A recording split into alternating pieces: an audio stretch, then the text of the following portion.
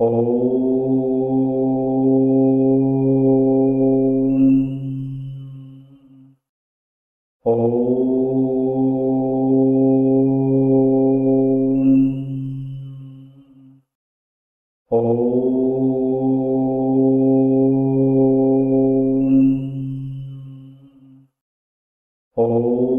सर्वेऽपि सुखिनः सन्तु, सर्वे सन्तु निरामयाः, सर्वे भद्राणि पश्यन्तु, मा कश्चित् दुःखमाप्नुयात्। ॐ शान्ति शान्ति शान्तिः.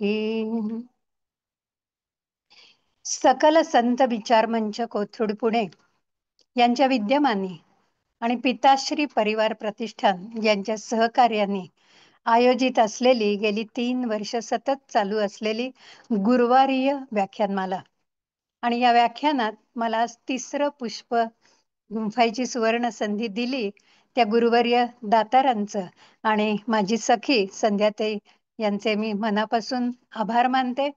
त्यांच्याबद्दल माझ्या मनात असणारा प्रेमभाव आणि कृतज्ञता भाव व्यक्त करते. आपल्याही सगळ्यांच्या श्रोत्यांच्या अंतःकरणातल्या देवत्वाला मी अत्यंत प्रेमपूर्वक वंदन करते. वास्तविक हा विषय आजचा खूप मोठा आहे, अत्यंत व्यापक आहे. त्यामुळे एखाद्या विषयावर सविस्तर बोलणं बरेचदा सोपं जातं, पण ते थोडक्यात सार रूपाने बोलणं अवघड जातं. जेव्हा मी स्वामी विवेकानंद यांचं तत्वज्ञान, म्हणजे खरं तर त्यांचं चरित्र, त्यांचं कार्य आणि त्यांचं तत्वज्ञान याचा विचार करत होते आणि ह्या व्याख्यानात ते सगळे एकत्रित कसं गुंफावं असं मनाची ठरवत होते, तेव्हा मनाचा थोडा खरं तर गोंधळ झाला. पण हा गोंधळ माझा मनाचा गेला तो अगदी सुरुवातीला जे गुरुवर्य दातारांचं व्याख्यान झालं, त्याला कसं व्याख्यान झालं याला खरं तर शब्द अपुरे आहेत. पण त्यांनी जी आचार्य या शब्दाची जी व्याख्या केली आणि त्याच्यामुळे मला या आजच्या व्याख्यानाची खरं तर दिशा मिळाली. 7-8 हजार वर्षापूर्वीची ही व्याख्या होती आणि त्याची अत्यंत सविस्तर उकल सरांनी केली. आचार्य हा केवळ अभ्यासू, तत्वज्ञ, स्थितप्रज्ञ आणि संस्कारशीलच असतो असं नाही, तर त्यांनी आपल्या वेद ग्रंथांचा अत्यंत बारकाईने अभ्यास केलेला असतो. त्या ग्रंथाची सूक्ष्म चिकित्सा केलेली असते आणि त्या अभ्यासानुसार आपल्या दृष्टीने शास्त्रार्थ लावलेला असतो आणि तो शास्त्रार्थ जनमानसापर्यंत उपदेशाच्या माध्यमातून यथार्थपणे पोचवलेला असतो. याच्याहून एक महत्वाची गोष्ट गुरुवर्य दातारांनी अशी नोंदवली की नुसतं लोकासांगे ब्रह्मज्ञान आणि स्वतः कोरडे पाषाण अशी या आचार्यांची नीती कधीही नसते, तर वेद ग्रंथाच्या तत्वज्ञानानुसार, शास्त्रार्थानुसार स्वतःचं आचरण याच्यावर त्यांचा जास्त भर असतो. नेहमीच संतांच्या महापुरुषांच्या बाबतीत असं म्हटलं जातं की अनुभवे आले अंगा ते जगा देतसे.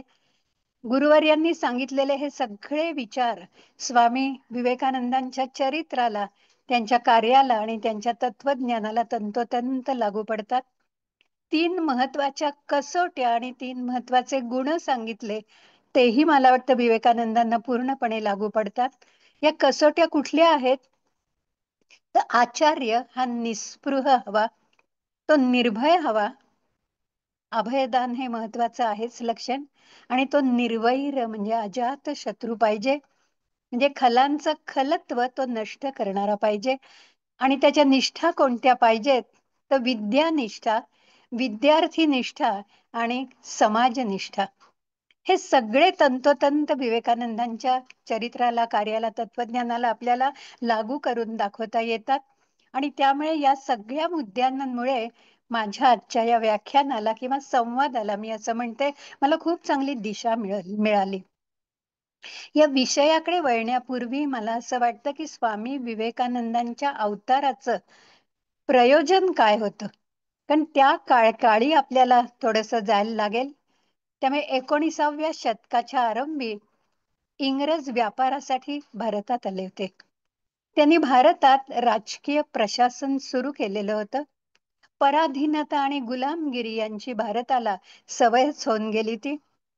इंग्रजांपूर्वी मोंगलांनी अनन्वित अत्याचार केले, ते आम्ही अगदी मूकपणे सहन केले, तशी आम्हाला सवयच झालेली होती. पण मोंगलांपेक्षा ब्रिटिशांचे अत्याचार हे आपल्याला वरदान वाटले.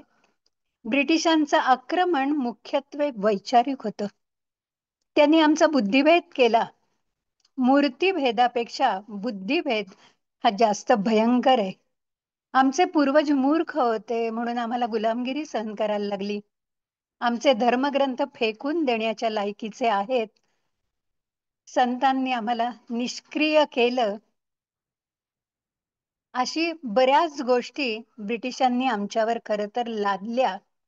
अशी नकारात्मक आणि निषेधात्मक लसच त्यांनी आमच्या इथल्या तरुणांना टोचली असं म्हणायला लागेल.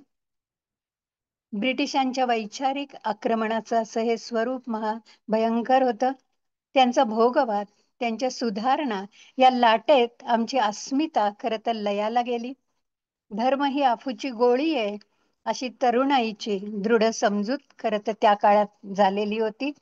आणि ही समजूत ही खरं तर वैचारिक समजूत होती. तोडकं मोडकं इंग्रजी बोलून साहेबाशी संवाद साधणं, यातच लोकांना त्यावेळेला मोठेपणा वाटत होता. काळाची पावलं आणि ब्रिटिशांचा हेतू खरं आम्हाला कधी समजलाच नाही. भारतीय तरुण आपल्या धर्मसंस्थेपासून खूप लांब गेले होते. त्याचा योग्य फायदा ख्रिश्चन मिशनऱ्यांनी घेतला आणि आमच्या असंख्य बांधवांनी ख्रिश्चन धर्म त्या काळात स्वीकारला. या काळातही खरं तर काही समाज सुधारक होते. त्यांनी मानवतावादाचा प्रचार केला, पण त्याचा परिणाम फारसा झाला नाही. आपल्या धर्माची तत्व उदात्त, शुद्ध होती, पण धर्म मार्तंडांनी त्याचा अत्यंत चुकीचा अर्थ लावला आणि स्वतःचा स्वार्थ साधला. आपण धर्माचा पाया खरं तर शुद्ध आहे हे इतरांना सांगायला पाहिजे, पण त्या समाज सुधारकांना, सामान्य जनतेला हे पटवून देता आलं नसावं. भारतीय समाज त्या काळी न्यूनगंडाने खरं तर पछाडला गेला होता. पाश्चिमात्यांचं सगळं सगळं चांगलं आणि आमचं मात्र सगळं वाईट हा विचारांचा पगडा समाज मनावर होता आणि समाजाची विनाशाकडे वाटचाल सुरू झालेली होती. हिंदू धर्मावर हल्ला झाला, जणू काही आपला धर्म बुडाला अशी परिस्थिती निर्माण झाली. या बिकट परिस्थितीतून मार्ग काढणं खूप गरजेचं होतं. अवघ्या मानव जातीचा विचार करणं अगत्याचं होतं.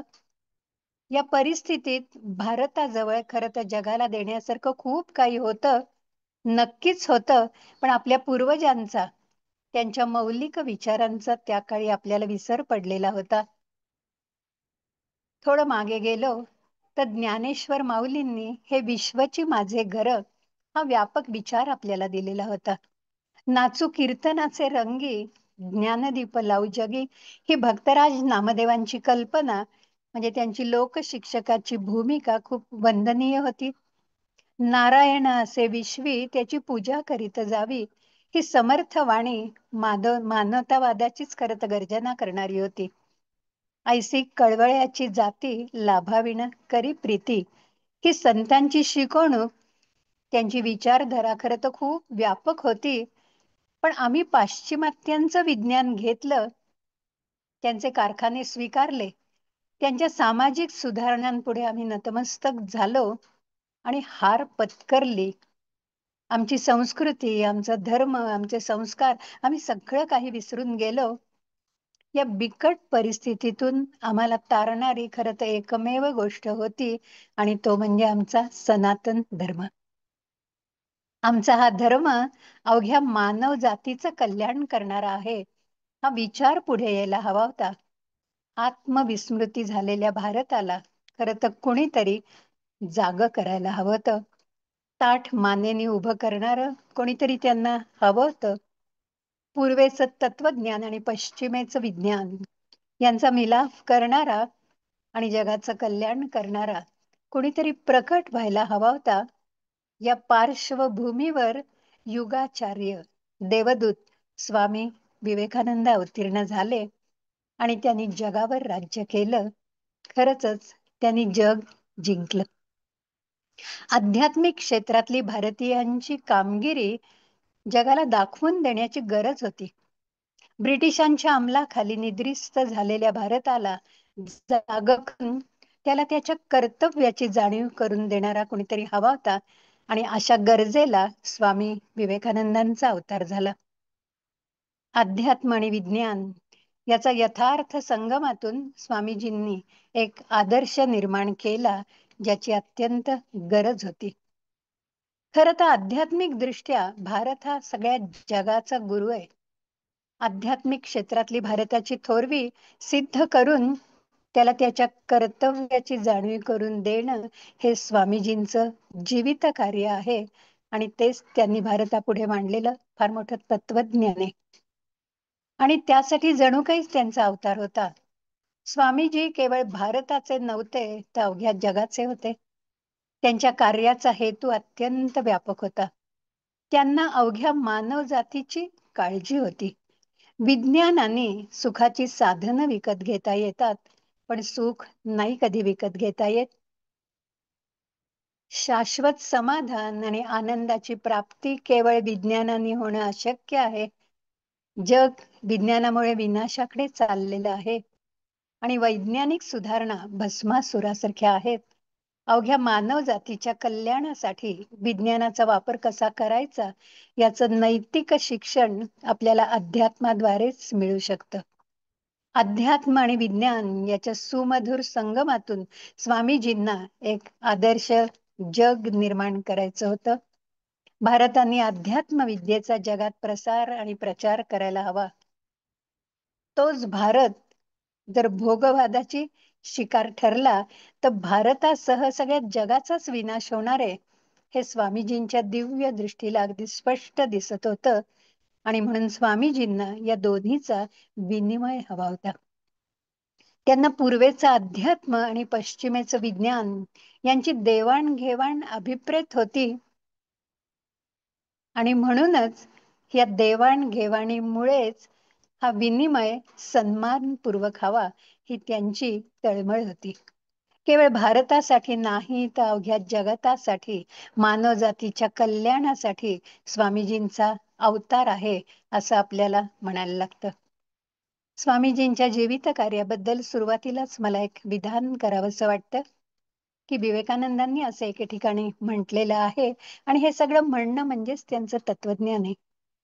हिंदूंचा विचार, त्यांचं वृक्ष तत्वज्ञान, ते अत्यंत किचकट पुराण या सगळ्यातून असा धर्म निर्माण करायचा आहे की साधा, सुबोध, सोपा आणि लोकप्रिय धर्म इतरांपर्यंत पोचेल. तो अत्यंत विकसित बुद्धीच्या व्यक्तींनाही उपयोगी पडेल, आणि गूढ अद्वैत तत्वज्ञान दैनंदिन जीवन व काव्यमय तो करून सोडेल. आपल्या वैभवशाली सगळ्या शास्त्रांची मांडणी अशी व्हायला खरं तर पाहिजेले, की एखाद्या लहान मुलासाठी तो अगदी त्याला सोपा वाटेल. आणि हेच विवेकानंदांचं जीवित कार्य आहे. स्वामी विवेकानंदांच्या कार्याची म्हणजे तत्वज्ञानाची आपण पार्श्वभूमी समजून घेतली. 18व्या शतकाच्या अखेरीला भारत सगळ्या बाजूनी शक्तीहीन, निस्सत्व आणि स्वाभिमान शून्य बनला होता. आणि स्वतःच सामर्थ्य पार विसरून गेला होता. विवेकानंदांसारख्या युग प्रवर्तक महान विभूतींमुळे भारतीय संस्कृतीला असलेली वैभवशाली आध्यात्मिक शक्ती आणि विचारधारा यांची जगाला नव्याने ओळख झाली होती.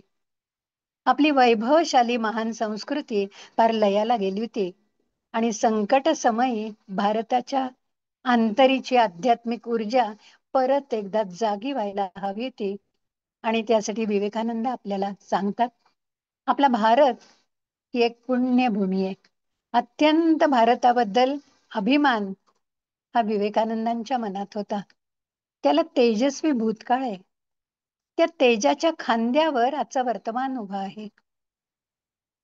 रात्रीच्या गर्भात असे उद्याचा उशक काल, आणि म्हणून त्याला सोनेरी भविष्यकाळही आहे याची जाणीव विवेकानंदांनी करून दिली.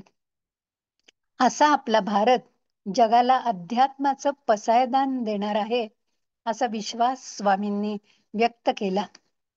प्रत्येक ठिकाणी आपला आध्यात्मिक वारसा जाणून घेण्याची महान शिकवण आपल्याला स्वामीजींनी दिली. महत्वाची गोष्ट अशी की प्रत्येक माणसाच्या अंतर्यामी असलेली ईश्वरी अंशाची जाणीव स्वामीजींनी करून दिली. ही त्यांची महत्वाची शिकवण म्हणजेच त्यांचं तत्वज्ञान. आपण सगळे ईश्वराचे अंश आहोत. आपण अमर आत्मा आहोत. हा आत्मा आणि हा आपला आध्यात्मिक वारसा हा आपण जाणून घ्यायला पाहिजे. आपण त्या परमश्रेष्ठ परब्रह्माचे अंश आहोत. फक्त हा परमेश्वरी अंश आपणच झाकून टाकलाय. तो आपल्या साधनेने आपण प्रकट करायला हवाय. आपल्या अंतरंगी असलेल्या ईश्वरी अंशाची जाणीव आपल्याला व्हायलाच पाहिजे. यालाच अद्वैत तत्वज्ञान म्हणतात. आणि या अद्वैत तत्वज्ञानामुळे भेदाभेद शून्य अमंगळ याची आपल्याला जाणीव होईल. हे तत्वज्ञान स्वतःच्या आचरणातून सांगणारे स्वामी विवेकानंद, त्यांना मानव जातीचे श्रेष्ठ आचार्य असंच आपल्याला म्हणता येईल. अशा विवेकानंदांना आपण वंदन करूयात. भारतीय संस्कृतीवर सतत होणाऱ्या आक्रमणांमुळे, विदेशी संस्कृतीच्या प्रभावामुळे भारतीय जीवन मूल्यांचे जे 4 महत्वाचे आधारस्तंभ होते, त्यालाच मला वाटतं हादरा बसलेला होता. ते 4 आधारस्तंभ विवेकानंद आपल्याला सांगतात. पहिला, वेदांवरचा विश्वास. स्त्रियांसंबंधीची सन्मानाची भावना. मंदिरातली मूर्तीपूजा.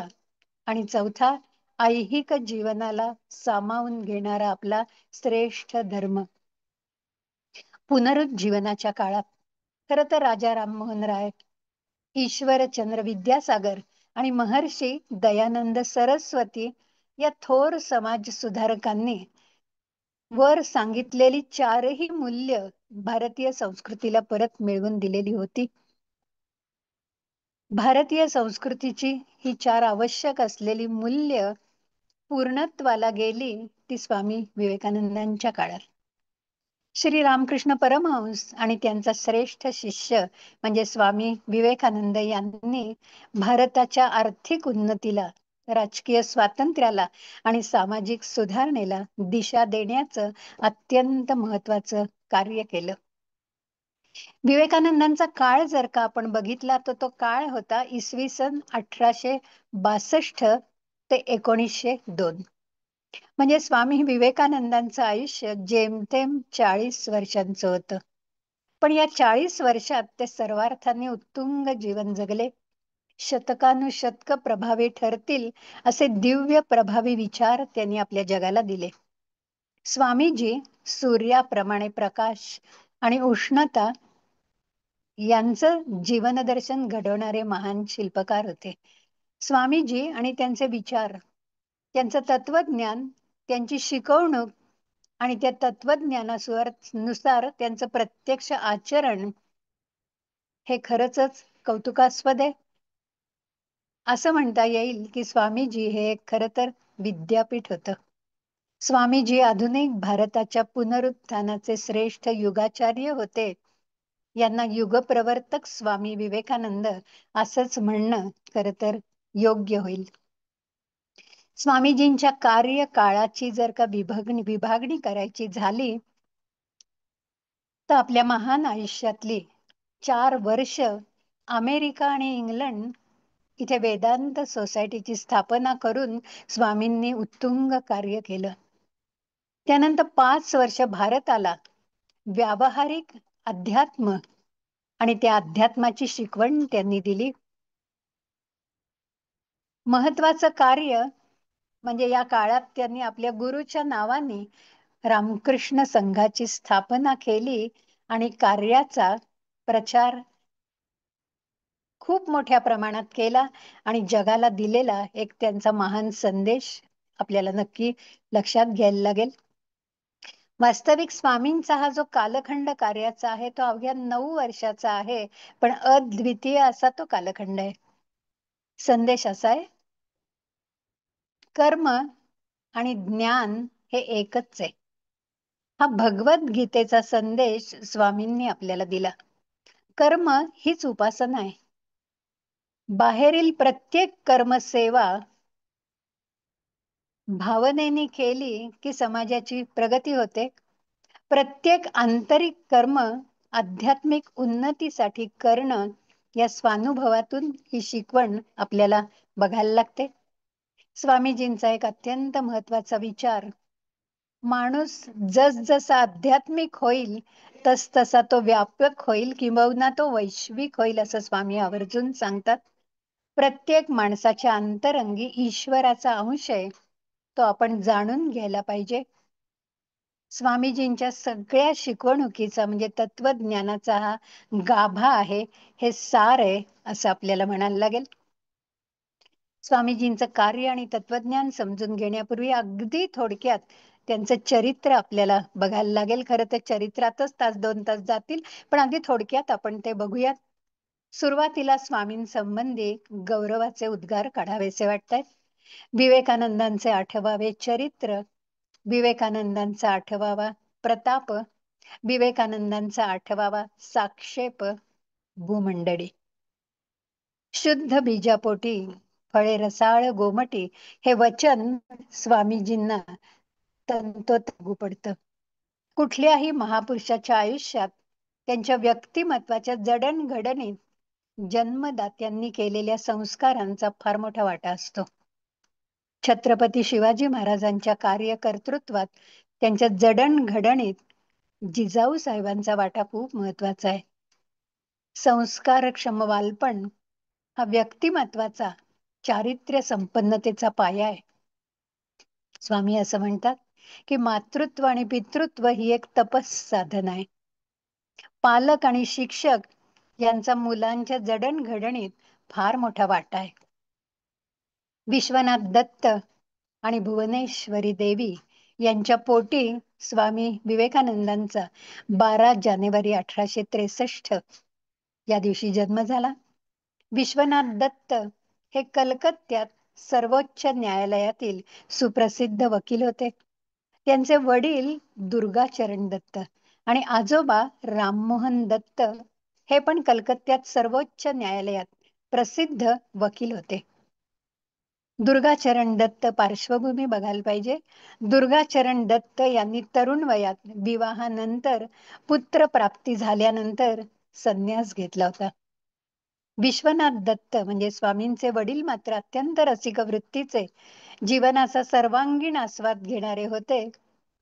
त्यांचा बायबलचा विशेष अभ्यास होता. ख्रिश्चन धर्माविषयी त्यांच्या मनात विशेष आस्था होती.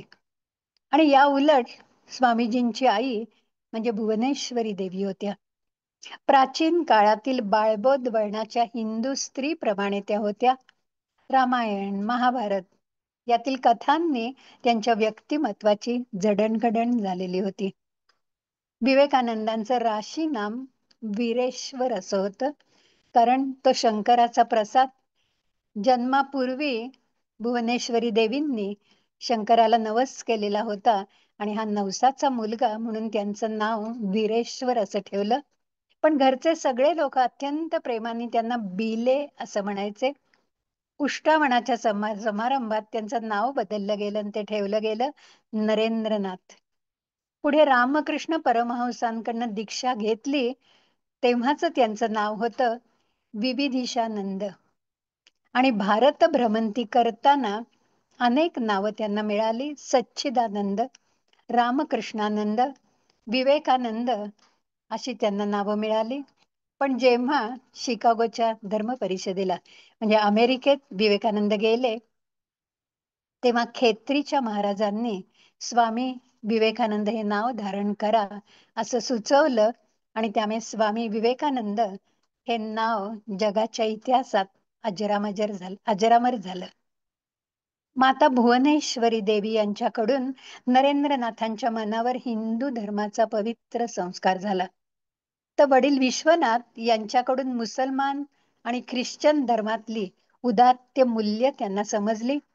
सर्व धर्म समभाव त्यांच्या घरात नांदत होता. वडील अत्यंत प्रेमळ, उदात्त आणि दानशूर होते. विश्वनाथ यांनी असंख्य गोरगरिबांना, गरजूंना आर्थिक मदत केलेली होती. ही दयार्द्र बुद्धी नरेंद्रनाथांना त्यांच्या वडिलांकडनं मिळाली. गोर गरीब गरजूंकडे बघण्याची दृष्टी त्यांनी वडिलांकडनं घेतली. यातून नरेंद्रनाथांना मोठेपणी शिवभावे जीवसेवा करण्याची मानसिकता मिळाली. आई भुवनेश्वरी देवी अत्यंत शांत, सोज्वळ, कुणाची कधीही निंदा न करणाऱ्या होत्या. नरेंद्रनाथांना आई वडिलांकडून मिळालेल्या थोर संस्कारातून त्यांची जडणघडण झाली. संपन्न व्यक्तिमत्व या संस्कारातून त्यांना मिळालं. संस्कार ही दीर्घकाळ चालणारी प्रक्रिया आहे. या संस्कारांचा नरेंद्रनाथांना कधीही आयुष्यात विसर पडला नाही. त्यामुळे मोठेपणी स्वामीजी असं सांगतात, तुमच्या मुलांच्या मनात कधीही विध्वंसक आणि नकारात्मक विचारांचा प्रवेश होऊ देऊ नका. यालाच मी शिक्षण म्हणतो. स्वामींचे शिक्षण विषयक विचार खरंच आपण ऐकून घेतले पाहिजेत. आपण पुढे ते बघूयात. मुलांची मनं दणकट आणि घट्ट असली पाहिजेत. ती दुबळी अजिबात नकोत. त्यांना पोलादी स्नायूंनी युक्त आणि वज्राचं हृदय असलेले बलसंपन्न तरुण हवे ते. स्वामीजी असं म्हणतात की न्यूनगंड आणि दुबळेपण याची मला अत्यंतिक चीड आहे. आत्मविश्वास हे आयुष्याचं फार मोठं केंद्र आहे. ते आपल्याला यशाकडे घेऊन जातं. सगळीकडे हनुमंताची पूजा व्हायला पाहिजे. कारण हनुमंत हे शक्ती, भक्ती, युक्ती सगळ्याच खरं तर बुद्धीचं दैवत आहे.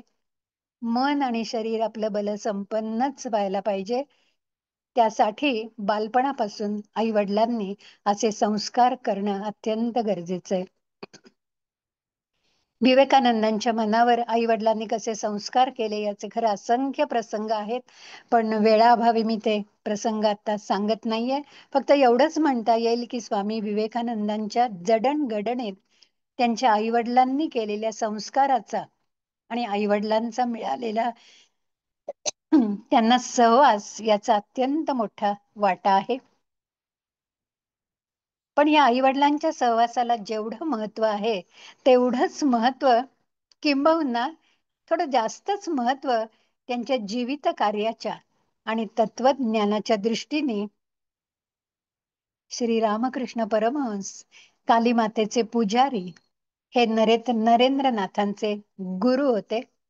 आणि जगाच्या आध्यात्मिक इतिहासातली ही गुरु शिष्यांची जोडी अत्यंत अलौकिक आहे. नरेंद्रनाथ असं म्हणतात, या गुरूंचा मी खरंच बंदा गुलाम आहे आणि आयुष्यभर असा बंदा गुलाम राहण्यातच मला खूप मोठा आनंद आहे आणि तेच माझं जीवित कार्य आणि कर्तव्य आहे. ईश्वर प्राप्ती हे विवेकानंदांच्या जीवनाचं एकमेव लक्ष्य होतं. ज्या महापुरुषाला ईश्वराचं दर्शन झालंय आणि जो ईश्वर दर्शन दुसऱ्याला घडवू शकतो ही महत्वाची गोष्ट आहे. अशा महापुरुषाचा शोध घेऊन त्याला शरण जाणं, त्याच्या चरणाजवळ बसून आयुष्यभर साधना करणं हा मार्ग विवेकानंदांना मंजूर होता. अशा महापुरुषाच्या ते शोधात होते आणि या मार्गावर त्यांची भेट झाली ती रामकृष्ण परमहंस यांच्याशी. ती भेट कशी झाली, तेव्हा विवेकानंद महाविद्यालयातच खरं तर शिकत होते आणि एका प्राध्यापकांच्या शिकवण्यातून दक्षिणेश्वराला कालीमातेचे जे पुजारी आहेत त्यांची केव्हाही समाधी लागते आणि त्यांना तू एकदा जाऊन भेट असं समजल्यावरनं पहिल्यांदा नरेंद्रनाथ हे दक्षिणेश्वराला गेलेले आहेत. या पहिल्या भेटीत परमहंसांनी नरेंद्रनाथांना ओळखले. रामकृष्णांचा संदेशवाहक म्हणून भगवंतांनी नरेंद्रनाथांची योजना केली आहे हे परमहंसांनी पहिल्या भेटीत जाणलं.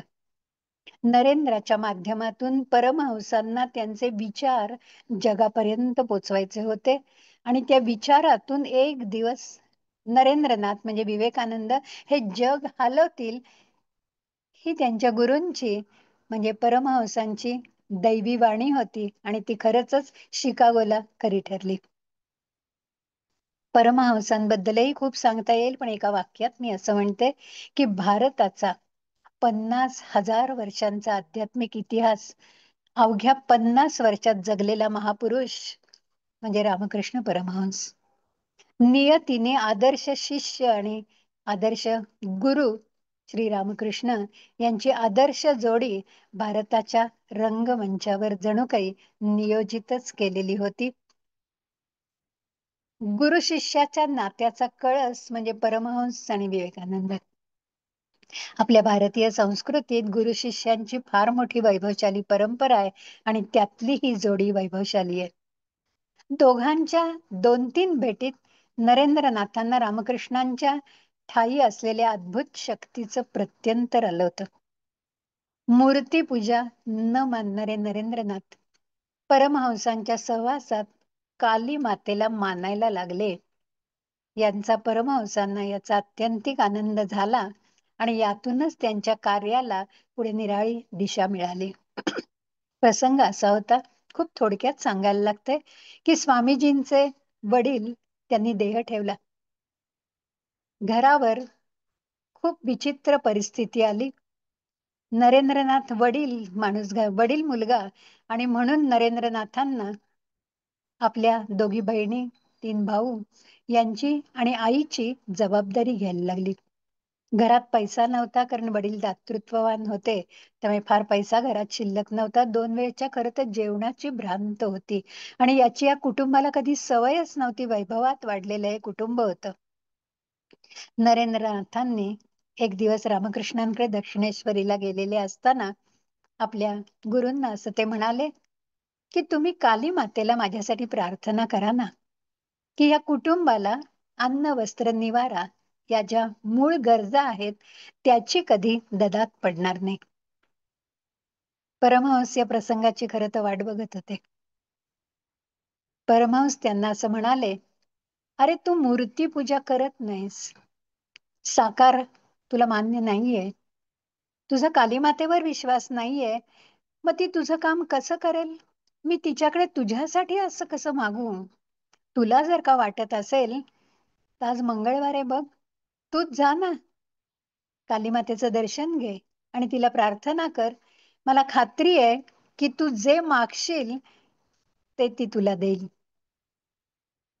गुरूंच्या शब्दाबाहेर जाणं नरेंद्रनाथांना जरा अवघड गेलं आणि नरेंद्रनाथ काली मातेच्या मंदिरात गेले.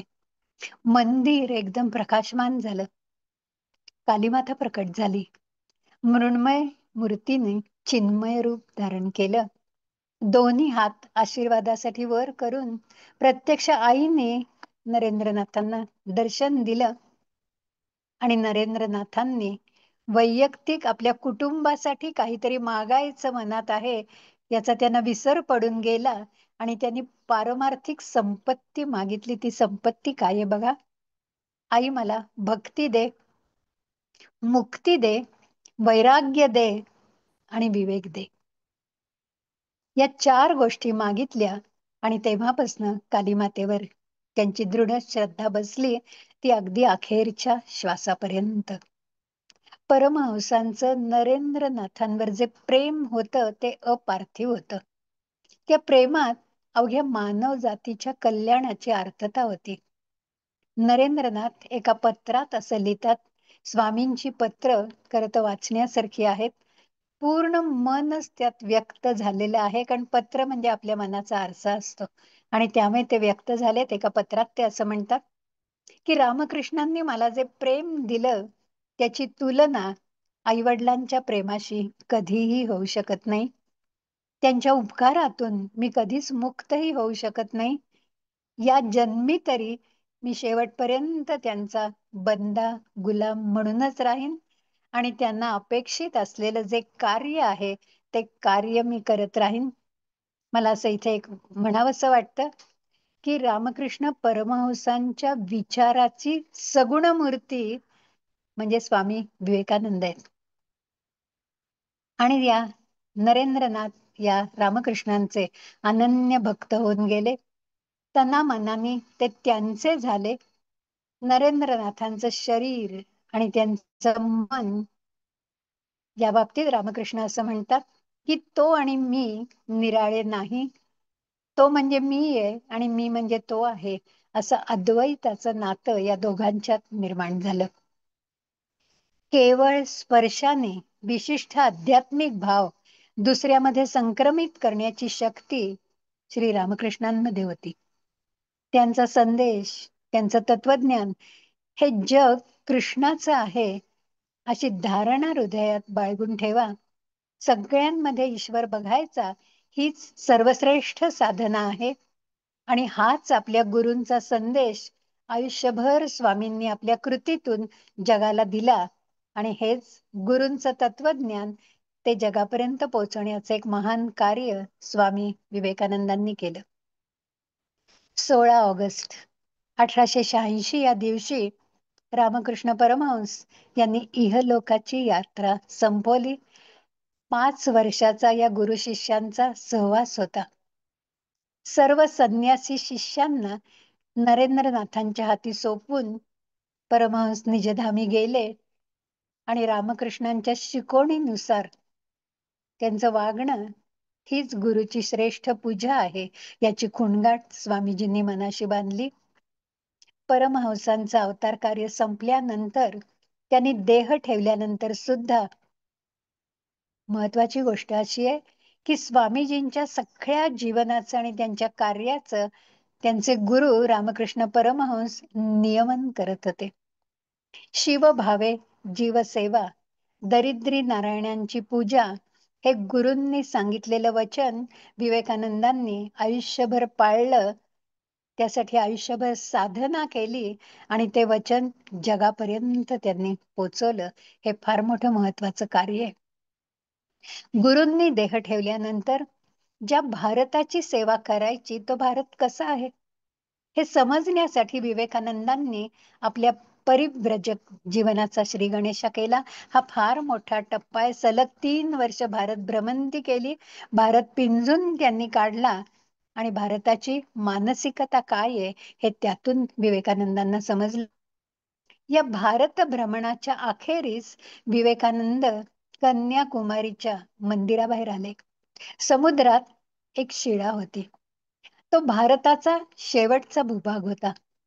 तिथे असलेल्या पार्वती मातेच्या पादुकांचं दर्शन घेण्याचा विचार स्वामीजींच्या मनात आला. आणि हा विचार खरा करण्यासाठी सतत 3 दिवस 3 रात्री स्वामी विवेकानंद त्या शिळेवर ध्यानस्थ बसून राहिले. त्यावेळी भारत मातेचं चिंतन त्यांच्या मनात सतत होतं. भारताला त्याचं गतवैभव परत करून द्यायला पाहिजे. ते प्राप्त कसं करता येईल हा विचार त्यांच्या मनात घोळत होता. भारतात सर्वसामान्य माणसाकडे दुर्लक्ष झालं होतं. त्यांच्या सेवेसाठी आणि उन्नतीसाठी मी प्रयत्न करीन असा निर्धार त्यांनी केला. आणि तेव्हा आपल्या गुरुची मूर्ती त्यांच्या डोळ्यासमोर होती. भारत भ्रमंतीत एक गोष्ट त्यांच्या लक्षात आली ती की भारतातले श्रीमंत लोक खूप उदार नाहीयेत. ते दिलदार नाहीयेत. ते समाजाच्या कल्याणासाठी पैसा नाही खर्च करणार. आणि त्यासाठी आपल्याला परदेशात जायला लागेल आणि परदेशातून पैसा आणायला लागेल. भारतातली अत्यंत गरीब लोकांसाठी शिक्षणाच्या सगळ्या सुविधा जर आपल्याला निर्माण करायच्या असतील तर आपल्याला परदेशात जाणं अत्यंत आवश्यक आहे. परदेशात जाण्यासाठी गुरूंचा आणि गुरुपत्नीचा म्हणजे शारदा मातांचा आदेश त्यांना हवा होता. त्या खडकावर बसून त्यांना असं दिसलं की कन्याकुमारीच्या 3 सागरांच्या संगमावरून श्री रामकृष्ण पुढे चालले आणि मागे माझ्याकडे वळून ते आपल्याला खूण करतायत. म्हणजे आपल्याला ते बोलवतायत 7 समुद्रापलीकडे जाण्यासाठी. गुरूंचा आदेश मिळाला पण गुरुपत्नीचा शारदा मातांचाही आदेश मिळायला हवा होता. आणि म्हणून शारदा मातांना स्वामीजींनी एक पत्र लिहिलं. मातांकडूनही तात्काळ होकार मिळाला. खूप महत्वाचं वाक्य शारदा मातांनी त्या पत्रात लिहिलं. ते असं म्हणतात की तुम्हाला रामकृष्णांचं झालेलं दर्शन अगदी खरंय. ते तुमच्या आधीच तिकडे जाऊन पोहोचलेत आणि तुमची वाट बघतायत. मला वाटतं सर्व धर्म परिषदेतलं यश हे सर्वस्वी आपल्या जन्मदात्यांचं आणि गुरुचं आहे, ही स्वामी विवेकानंदांची निष्ठा होती. याच वेळेला स्वामी विवेकानंदांनी एक अत्यंत महत्वाचा संदेश आपल्याला दिलेला आहे. ते असं म्हणतात, पुढील 50 वर्ष देशाची सेवा हीच तुमची सेवा असू देत. राष्ट्र देवता हीच तुमची आराध्य देवता माना. विसरू नका की आपला जन्म भारत मातेसाठी बली म्हणून झालाय. विसरू नका असं आराध्य दैवत उमानाथ शंकर आहेत आणि आपलं जीवन इंद्रिय सुखासाठी नाही. दलित, दरिद्री, अज्ञ, चांभार आणि भंगी हे सगळे आपले बंधू आहेत आणि आपण भारतवासी आहोत याचा आपल्याला गर्व असू द्यायला पाहिजे. भारतवासी हा माझा प्राण आहे आणि भारताचं कल्याण हेच माझं कर्तव्य आहे आणि भारताची माती हा माझा स्वर्ग आहे. हे माते मला मनुष्यत्व दे आणि जगाचं कल्याण करण्याची माझ्या स्वामीजींची जी इच्छा आहे ते कार्य माझ्या हातून घडू देत आणि माझ्या हातून म्हणजे प्रत्येक जीवाकडून घडू देत, ही विवेकानंदांची तळमळ होती. या सगळ्या काळात विवेकानंदांच्या कार्याचा, विचारांचा, तत्वज्ञानाचा त्यांनी जगाला दिलेली जी शिकवणूक आहे, त्याचा विचार जर का केला तर आपल्याला नक्की असं म्हणता येईल की योद्धा संन्यासी हा एका युगाचा युगनायक होता, युगाचार्य होता आणि म्हणून त्यांचं तत्वज्ञान आपण जाणून घ्यायला पाहिजे. स्वामी विवेकानंदांनी 1893 मध्ये सप्टेंबर महिन्याच्या 11 तारखेला सोमवारी शिकागोमध्ये भरलेल्या सर्व धर्म परिषदेत जे दैवी भाषण केलं, त्या यशामुळे भारताच्या उत्कर्षाचं एक नवपर्व सुरू झालं. इसवी सन 1492 मध्ये कोलंबसने अमेरिकेचा शोध लावला. खरं तर या सर्व धर्म परिषदेतलं स्वामी विवेकानंदांचं धर्माविषयीचं जे भाषण आहे ते खरं तर आपण समजून घ्यायला पाहिजे, पण वेळाअभावी मला तेही खरं तर सांगता येत नाहीये. फक्त तो प्रसंग अगदी थोडक्यात सांगते. त्याबद्दलही एक स्वतंत्र व्याख्यान द्यायला लागेल. स्वामीजी भाषणाच्या जागी जाऊन उभे राहिले. काय प्रभाव व्यक्तिमत्वाचा आणि ते बोलायला लागल्यानंतर पहिल्या वाक्याचा प्रभाव काय पडला. स्वामीजी जेव्हा तिथे जाऊन उभे राहिले तेव्हा त्यांच्या मनात उपनिषदातलं अहम ब्रह्मास्मी हे वचन घुमलं. अहम ब्रह्मास्मी म्हणजे मी ते ब्रह्म आहे. या वचनामुळे स्वामीजींचा आत्मविश्वास द्विगुणित झाला. विद्येची अधिष्ठात्री देवी सरस्वती हिचं स्मरण करून, तिला मनोमन वंदन करून, अंतर्यामी गुरु स्मरण करून, आईवडिलांना वंदन करून, समोर विशाल जनसमुदाय बसला होता त्यांच्याकडे बघून अत्यंत नम्रपणे त्यांना वंदन करून स्वामीजी सहजपणे असं म्हणाले, sisters and brothers of America, अमेरिकेतल्या माझ्या बंधू आणि भगिनींनो. या 5 शब्दांमुळे प्रेक्षकांच्या शरीरातून जणू विजेचा प्रवाह जावा त्याप्रमाणे सगळं प्रेक्षकगृह स्तब्ध झालं. सर्वजण उत्स्फूर्तपणे उठून उभे राहिले आणि 2 मिनिटं टाळ्यांचा प्रचंड कडकडाट झाला. स्वामीजींनी भारतातील संन्यासाच्या प्राचीनतम वैदिक परंपरेप्रमाणे अमेरिकन वासियांचं अभिनंदन केलं, त्यांचा गौरव केला, हिंदू धर्माचा गौरव केला. बंधुत्वाचं नातं जे जोडलं तेव्हापासून स्वामीजी सगळ्यांचे बंधू झाले आणि ही सगळी आपली भारतीय संस्कृती आहे आणि हा आपला सनातन वैदिक धर्म आहे आणि या धर्माबद्दल विवेकानंद त्या सर्व धर्म परिषदेत बोलले आणि खरोखर स्वा परमहंसांचं जे वाक्य होतं की एक दिवस नरेंद्रनाथ सगळे जग हलवून सोडेल, तो प्रसंग आहे असं आपल्याला म्हणायला लागेल. स्वामीजींच्या व्यक्तित्वाने श्रोत्यांचा मनाचा ठाव घेतला. याचं एक महत्वाचं कारण म्हणजे स्वामीजींचं आध्यात्मिक तेजस्वी व्यक्तिमत्व. दुसरं कारण त्यांच्या मागे उभी असलेली गुरुनिष्ठा आणि तिसरं महत्वाचं कारण कन्याकुमारीच्या खडकावर बसलेली सलग 3 दिवस केलेली खडतर तपश्चर्या आणि भारताविषयक केलेलं चिंतन आणि मातृभूमीची सेवा कशी करायची याची दिलेली शिकवणूक. स्वामीजींचा अमेरिकेत येण्यामागचा हेतू अत्यंत उदात्त होता. स्वतःच्या सन्मानासाठी ते आलेले नव्हते, तर भारताच्या गौरवशाली भूतकाळाची पाश्चात्यांना जाणीव करून देण्यासाठी ते आले होते. गुरु आज्ञेनुसार भारत भूमीचं सांस्कृतिक वैभव जगाच्या व्यासपीठावर मांडण्यासाठी स्वामीजी आले होते आणि पाश्चात्यांचं विज्ञान आणि भारताचा सांस्कृतिक ठेवा याची देवाणघेवाण त्यांना करायची होती, की ज्यामुळे भारताचा भविष्य काळ समृद्ध व्हावा हाच त्यांचा विचार मनात होता. स्वामीजींनी अमेरिकन समाजाला वेदांताचा अधिकाधिक प्रचार केला. भारताच्या आध्यात्मिक विचारांचा पाश्चात्य देशात प्रसार करण्याचं फार मोठं कार्य स्वामींनी केलं. स्वामी विवेकानंद या त्यांच्या यशामुळे भारताच्या उत्कर्षाचं एक नवपर्व सुरू झालं, हे अत्यंत महत्वाचं आहे.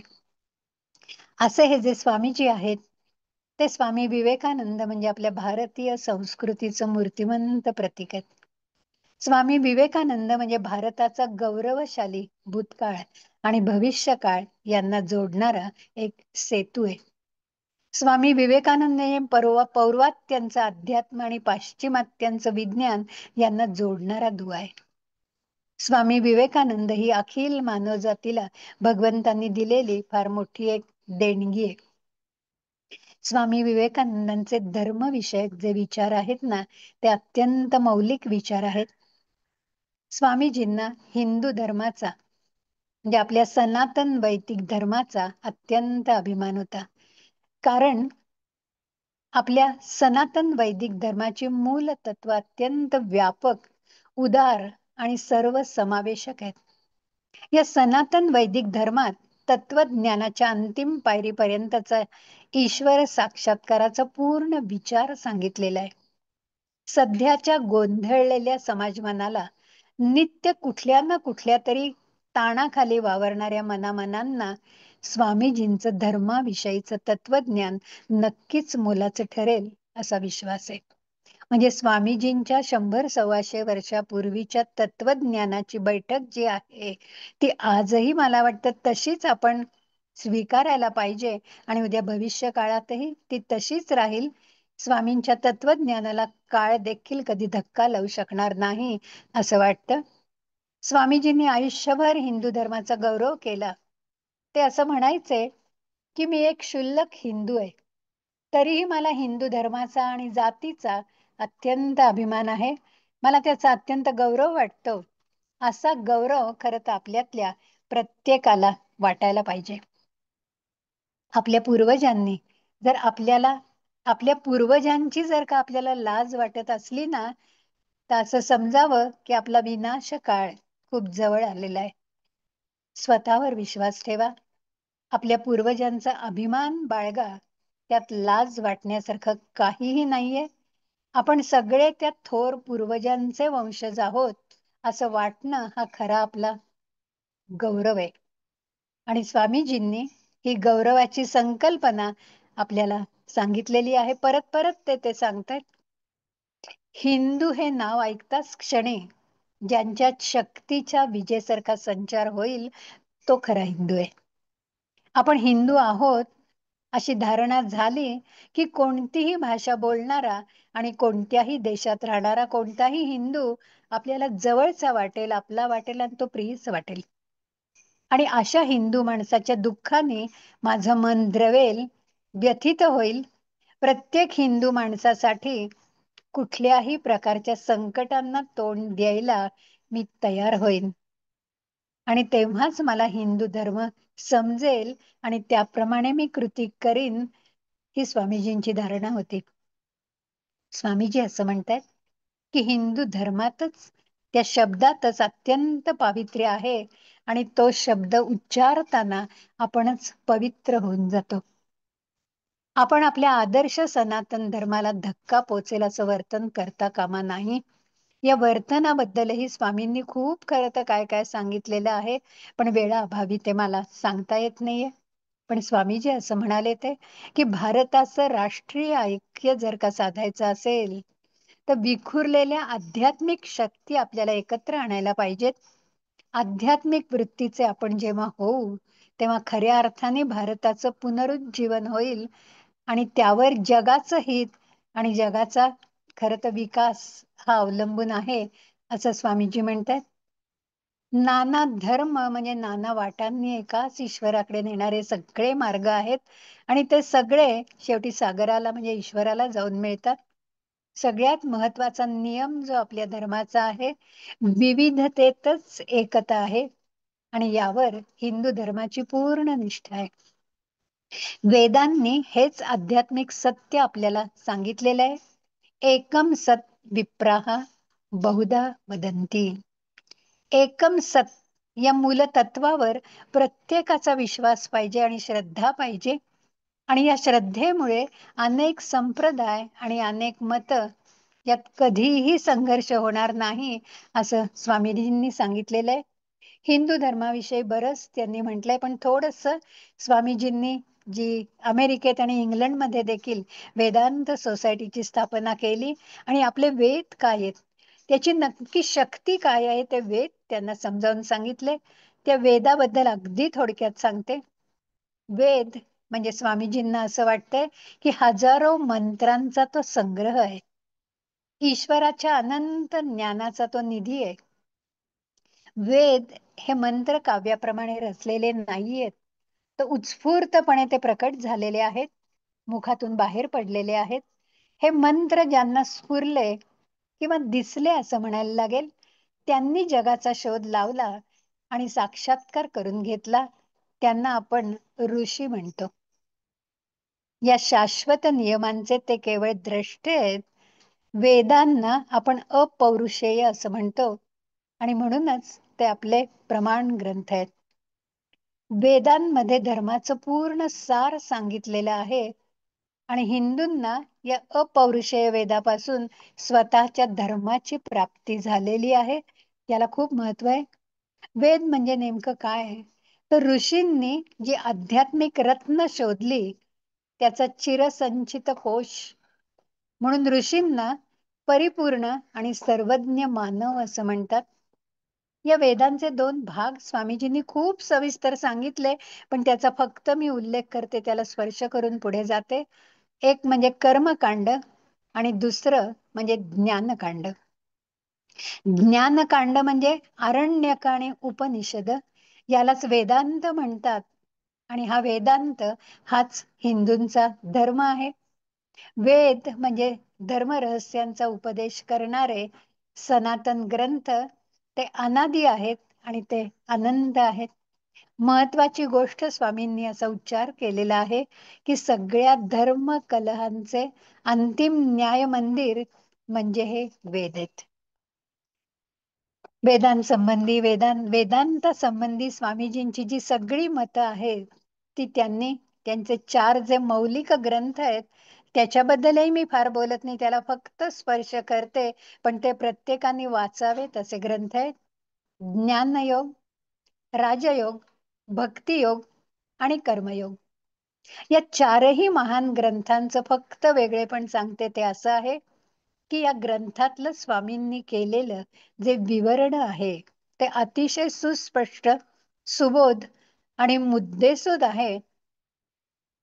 ते इतकं महत्वाचं आहे आणि सोपं आहे की त्यानुसार जर का साधना केली तर सर्वसामान्य माणूस देखील आहे त्या स्थितीत स्वतःची उन्नती करू शकेल आणि तो ईश्वराजवळ जाऊन पोहोचेल. आणि म्हणून हे 4 ग्रंथ आपल्यातल्या प्रत्येकाने खरं तर वाचले पाहिजेत.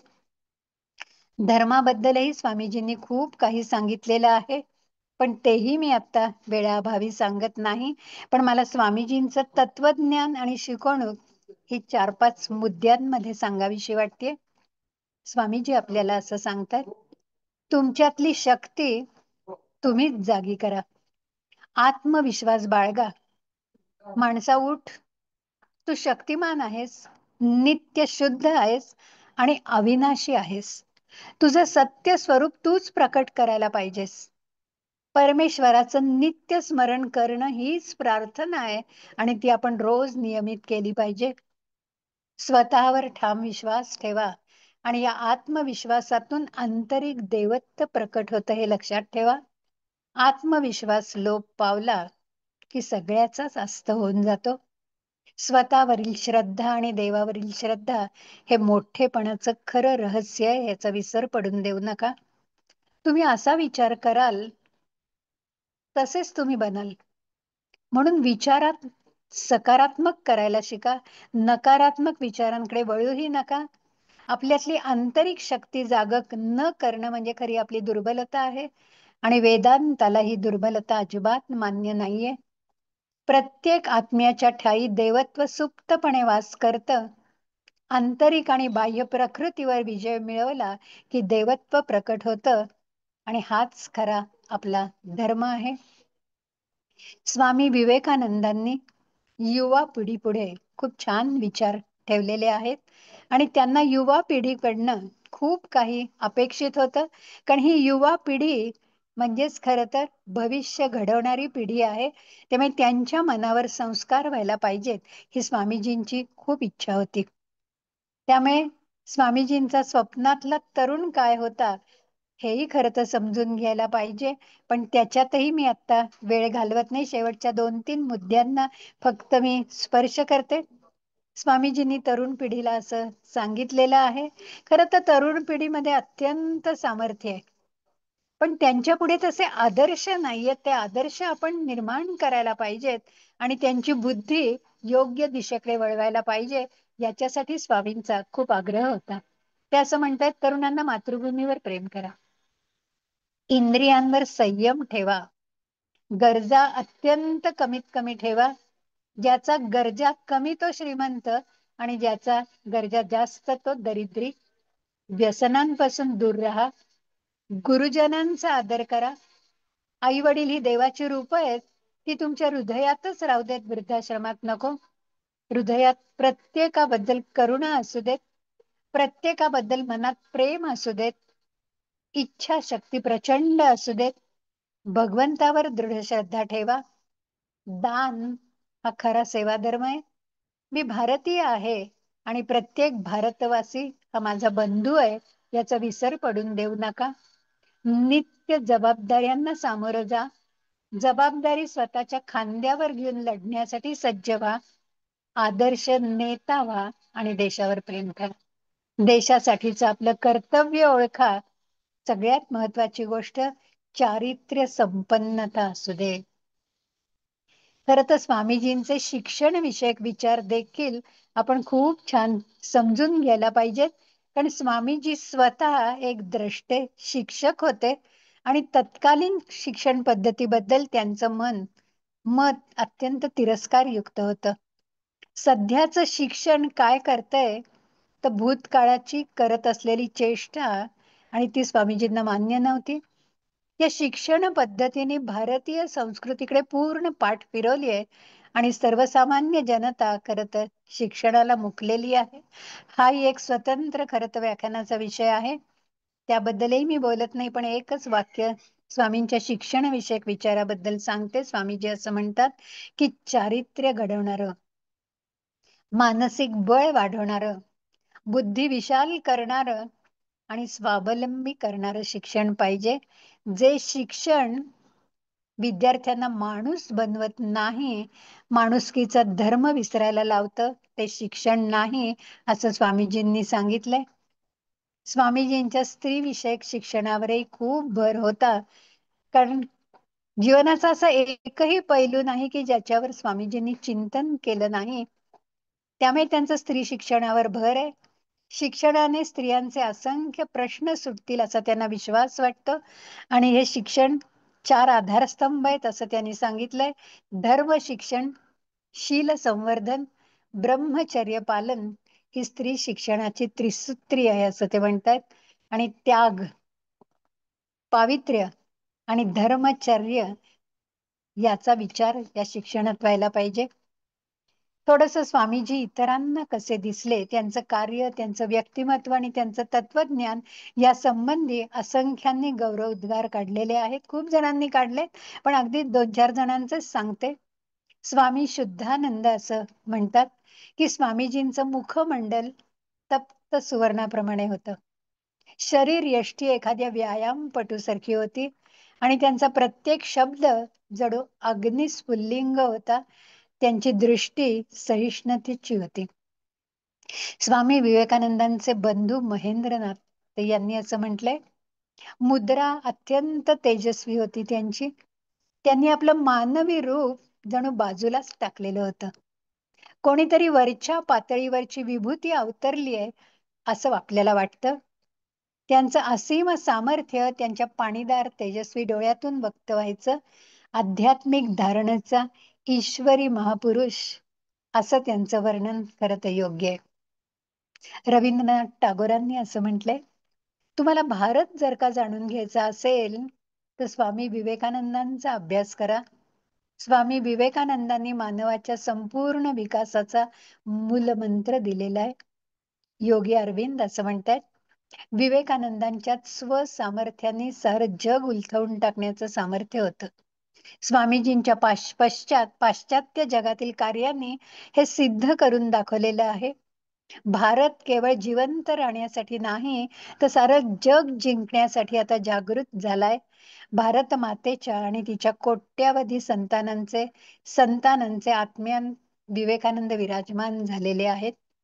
लोकमान्य टिळकांनी गौरवोद्गार काढलेले आहेत की पाश्चात्यांच्या भौतिकवादाच्या विरोधात हिंदू धर्माची विजय पताका परमोच्च स्थानी फडकवण्याचा सर्वप्रथम मान हा विवेकानंदांकडे जातो. सुभाषचंद्र बोसांनी असं म्हटलंय, स्वामीजी पूर्ण पुरुष होते. संघर्ष त्यांच्या नसानसात भरून राहिला होता आणि म्हणूनच ते शक्तीचे उपासक होते. आपल्या देश बांधवांच्या उद्धारासाठी त्यांनी वेदांताची व्यावहारिक पातळीवर मांडणी करून दाखवली. हे त्यांचं फार मोठं कार्य आहे असं म्हणता येईल. स्वामीजींच्या गुणांकडे वेळाभावी लक्ष देता आलं नाही, पण निस्पृहता आणि बेडर वृत्ती हे स्वामीजींचे असलेले खूप महत्वाचे गुण होते. ते कडकडीत वैराग्य स्वामीजींचं होतं. या संबंधी खरं तर अनेक विचार आणि अनेक प्रसंग त्यांच्या आयुष्यात घडलेले आहेत. तेही वेळाभावी मी सांगत नाही. फक्त आता शेवटी स्वामींनी देह कसा ठेवला, मला असं वाटतं की जो माणूस त्याचं विचार वैभव सुंदर आहे, त्याचं जगणं सुंदर आहे, ध्येयांनी झपाटलेलं जगणं आहे आणि कार्य उत्तुंग आहे, जे ज्याचं जगणं सुंदर त्याचं मृत्यूही किती सुंदर आहे, हे विवेकानंदांच्या उदाहरणावरनं आपल्याला बघायला मिळतं. 2 मिनिटात माझा विषय संपवते. युगाचार्य युगप्रवर्तक स्वामीजींना स्वतःच्या मृत्यूची चाहूल लागली. ती आयुष्यभर सततची भ्रमंती, अपार कष्ट आणि परिश्रम, पुरेशी विश्रांती नाही, प्रकृतीकडे दुर्लक्ष, या गोष्टींमुळे त्यांच्या प्रकृतीवर खूप वाईट परिणाम झालेला होता. शरीर खरं तर आतनं पोखरून गेलं होतं. तरीही अव्याहत अभ्यास वर्ग, व्याख्यान सतत चालू होते. स्वामीजींना खूप थकवा जाणवायचा, पण त्यांच्या मनाचा उत्साह मात्र दांडगा होता. 1 मे 1897 या दिवशी दुपारी बलराम बसू यांच्या निवासस्थानी श्री रामकृष्णांचे सगळे संन्यासी शिष्य आणि गृहस्थाश्रमी भक्त यांची एक बैठक झाली आणि या बैठकीत सगळ्यांनी एकमताने रामकृष्णांच्या नावाने एक मठ स्थापन करायचा आणि त्यांचे विचार, त्यांचं तत्वज्ञान आणि त्यांचं कार्य अव्याहत चालू ठेवायचं असं ठरवलेलं होतं. 4 जुलैला आपल्या जीवनाची समाधी होणार हे त्यांना समजलं होतं आणि त्याप्रमाणे त्यांची सगळी वाटचाल सुरू होती. स्वामीजींना देह ठेवण्यापूर्वी 2-4 तास आधी भगिनी निवेदिता म्हणजे त्यांची मानस कन्या ही भेटलेली होती. 4 जुलैला शुक्रवारी स्वामीजींनी देह ठेवला. त्यांच्या पार्थिव शरीराचा त्यांनी त्याग केला, पण शेवटपर्यंत गुरुभक्ती जे खरं गुरुभक्ती हा त्यांचा श्वास होता आणि तो अखेरच्या श्वासापर्यंत तसाच होता. आणि अत्यंत सहजपणे स्वामीजींना खर तर मृत्यू आलेला आहे. तासभर हातातल्या माळेवर स्वामीजी जप करत होते. ते ध्यानस्थ बसले, बिछाण्यावर आडवे पडले, शिष्याला तळपाय चोरायला सांगितले आणि दीर्घ श्वास स्वामीजींनी घेतला आणि पार्थिव देहाचा त्यांनी त्याग केला. आपण सामान्य माणसं जगण्यावर प्रेम करतो, पण विवेकानंदांसारखे युगाचार्य मृत्यूवर प्रेम करतात. खरंच आपला देश आणि आपण धन्य आहोत की या देशात स्वामी विवेकानंदांसारखे युगाचार्य हे जन्माला आले. त्यांचं तत्वज्ञान भविष्यातही आपल्याला नक्की खरं तर आचरणात आणता येईल, ज्यामुळे भारताचा भूतकाळ जो सुवर्णमयी होता तोही परत जागृत होईल. त्यामुळे अखेरीस मला फक्त एवढंच म्हणावंसं वाटतं, नमः श्री यतिराजाय विवेकानंद सूरये सच्चित सुख स्वरूपाय स्वामिने ताप हरिणे. विवेकानंदांच्या स्मृतीला प्रेमपूर्वक वंदन करते. मला आपल्याशी विवेकानंदांच्या तत्वज्ञानाबद्दल संवाद करण्याची सुवर्ण संधी दिली याबद्दलही संध्याताईंचे आणि गुरुवर्य दातारांचं आभार मानते आणि माझ्या वाणीला विश्राम देते. धन्यवाद.